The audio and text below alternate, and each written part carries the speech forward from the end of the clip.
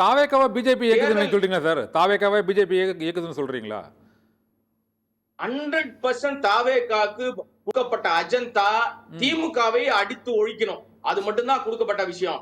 Sir நீங்க இங்க ஏடிஎம்கே இருக்காங்க சார். ஏற்கனவே ஒரு வலிமையான ஏடிஎம்கே இருக்கும்போது ஏன் விஜய் சொல்றாங்க புதுசா? ஏடிஎம்கே இல்ல சார், நீங்க தான் சொன்னீங்க கொஞ்சம் முன்னாடி ஏடிஎம்கே கொஞ்சம் கொஞ்சமாக கரைந்து கொண்டு, அது ஏற்கனவே கரையாச்சிருச்சு. அங்க இப்பவும் அதிமுக ஒரு வாய்ப்பு இருக்கு சார். அங்க பிரிந்து சென்றவர்கள் எல்லாரும் ஒன்றிணைந்தால் இரட்டலை அசைக்க முடியாது. 100% அது மீண்டும் அரியணைக்கு வருவதற்கு வாய்ப்பு இருக்கு. ஆனால் அதை சேர விட மாட்டாங்க. அப்ப ரொம்ப ஸ்ட்ராங்கா இருக்கிறது திமுக மட்டும்தான்.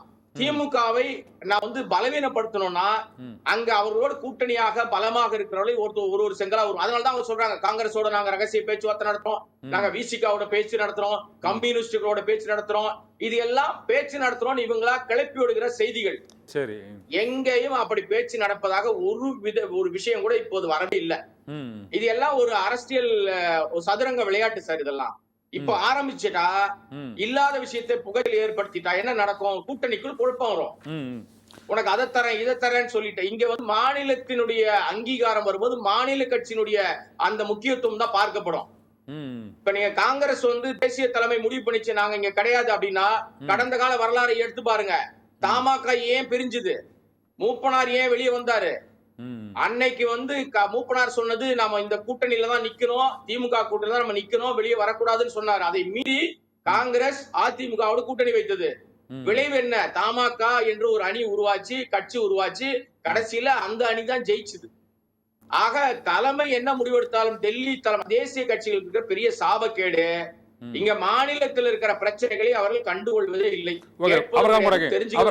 இன்னொரு கேள்வி, இன்னைக்கு இந்த விஜய் வெளியிட்டுள்ள இந்த 28 அணிகள்ல historic data research and fact check விங்னு ஒரு விங் இருக்குது, இன்னொன்று இந்த சில்ட்ரன்ஸ் விங் ஒன்று இருக்குது. அது அப்புறம் இது தவிர இந்த ட்ரைனிங் கேடர் விங் அப்படின்னு ஒரு புதுமையான பல்வேறு அணிகள் இந்த 28 அணிகளில் முதல் முறையாக அரசியல் கட்சிகளில் இந்த குழந்தைகளுக்கான சிறார்களுக்கான அணி முதல் முறையாக, திருநங்கையர்களுக்கான அணி, அப்புறம் இந்த வரலாற்று தரவுகளை ஆய்வு பண்ணுறதுக்குன்னே ஒரு அணி வச்சிருக்கிறாங்க. இது போன்ற அணிகள் புதுமையாக கொண்டு வந்திருக்காங்க. நீ இந்த அணிகளை பற்றி என்ன சார் நினைக்கிறீங்க? இல்ல அது அவங்க இந்த இது எல்லாமே ஓட்டு அரசியல். நீங்க உதாரணத்துக்கு குழந்தைகளை எடுத்துட்டீங்கன்னா, குழந்தைகளுக்கு ஒரு விஷயத்த செஞ்சுட்டா அந்த குழந்தை வீட்டுல போய் டார்ச்சர் பண்ணிப்பா. சினிமாவே குழந்தைகளுக்கான படம் எடுத்துட்டா குழந்தை அடம் பிடிச்சா அந்த படத்துக்கு பேரண்ட்ஸ் வந்துருவாங்க. குழந்தை தனியா தியேட்டருக்கு வர முடியாது. இல்ல விஜய்க்கு ஒரு குழந்தைங்க ரசிகர் கொஞ்சம் சிறுவர்கள் ரசிகர் இருக்காங்க, அதனால சிறுவர்கள் என்ன வச்சிருக்காரு, அது தப்பா தராது? இல்ல அது தப்பு இல்ல, நான் அதுதான் சொல்ல வரேன். இது தவறு இல்ல. அவர்கள் இது ஓட்டு அரசியல். அதே மாதிரி திருநங்கைகளுக்கான விஷயத்தை ஏன் பண்றாங்கன்னா, அவர்களுக்கான அங்கீகாரம் எங்கும் வழங்கப்படுவதில்லை. நாங்க கொடுக்கிறோம் பாருங்க. ஏன்னா அவங்களுக்கு ஒரு குறிப்பிட்ட வாக்கு சதவீதத்தை அவங்க வச்சிருக்காங்க, ஓட்டு அவங்க கிட்ட இருக்கு. அவங்களுக்கான உரிய மரியாதை பல இடங்கள்ல வழங்கப்படுறது இல்ல. நார்த் இந்தியால அவர்களுக்கு ஒரு பெரிய அங்கீகாரம் கொடுக்குறாங்க. ஆனா இங்க அவர்களே ஒரு கேலி பொருளை தான் பாக்குறாங்க. அவர்களுக்கு அது மாதிரி நாங்க உங்களை அங்கீகாரம் பண்றோம், உங்களுக்கு மரியாதை கொடுறோம்னா அவர்கள் எல்லாரும் என்ன பண்ணுவாங்க? ஆஹா, நமக்கு ஓட்டு போடுற எல்லாரும் விஜய்க்கு தான் போகணும்னு நினைப்பாங்க.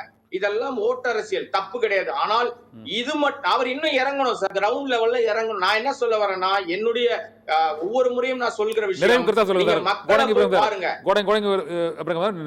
சொல்லுங்க. இந்த பிரசாந்த் கிஷோர் உள்ளிட்ட தேர்தல் வியூக வகுப்பாளர்கள் இந்த புதிய திட்டங்கள் ஆகியவற்றை வகுத்து கொடுத்திருக்கிறாங்க. இன்னும் ஒரு 14 மாதங்கள் இருக்கு தேர்தலுக்கு. இதில் விஜயின் அரசியல் எத்தனை சதவீத வாக்குகளை அது பெறுவதற்கான வாய்ப்பு இருக்கு? இந்த முதல் தேர்தலில் அவருக்கான இடம் எந்த இடமாக இருக்கும்? நிறைவு கருத்தா சொல்லுங்க சார். ஆக்சுவலா என்னன்னா, நீ சொன்ன விஷயத்துல ஒரு வரியில சொல்லணும் அப்படின்னா, இவர் நிச்சயமாக ஒரு போட்டியாளராக இருப்பார், ஒரு பலமான ஒரு போட்டியாளராக இருப்பார். அந்த போட்டியாளராக இருப்பது மட்டும்தான் அவருக்கு கிடைக்கும், அரியணை கிடைக்க வாய்ப்பில்லை. ஓகே, கூட்டணி பலமாக அமைத்தால் 2ஆம் இடத்திற்கு வாய்ப்பு இருக்கு. அதிமுக ஒன்றாக சேர்ந்தால் இவர் அதற்கும் கீழே போயிடுவார்.